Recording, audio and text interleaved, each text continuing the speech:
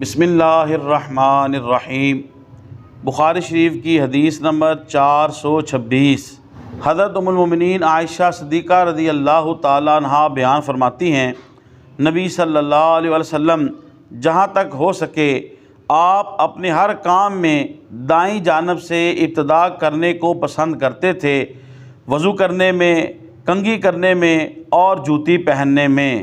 خواتین و حضرات، اس حدیث شریف کے اندر بتایا گیا کہ نبی کریم صلی اللہ تعالیٰ علیہ وسلم ہر اچھا کام جو ہے اس کی ابتدا داہنی طرف سے کرتے، لہذا نبی کریم صلی اللہ علیہ وسلم کی سنت مبارک پہ عمل کرتے ہوئے ہم کو بھی ہر اچھا کام دائیں ہاتھ سے کرنا چاہیے۔ اس کی مثال حدیث پاک کے اندر بھی بیان کی گئی، جیسے کہ کنگھی کرنا، وضو کرنا، جوتا پہننا، اور اسی طرح زندگی کے دوسرے اعمال ہیں، یعنی کسی کو کوئی چیز دینا، کوئی چیز لینا، مردوں کے لیے نماز باجماعت کے اندر داہنی طرف کھڑے ہونا، تو ہر اچھے کام کے اندر دائیں طرف کو ترجیح دینا اور دائیں سے ابتدا کرنا، یہ نبی کریم صلی اللہ علیہ وسلم کو پسندیدہ تھا۔ محترم خواتین و حضرات، تبلیغ دین کی نیت سے حدیث شریف کے اس درس کو زیادہ سے زیادہ لوگوں تک پہنچانے کے لیے میری اس ویڈیو کو شیئر کریں۔ اللہ پاک آپ کو جزائے خیر دے۔ السلام علیکم ورحمۃ اللہ وبرکاتہ۔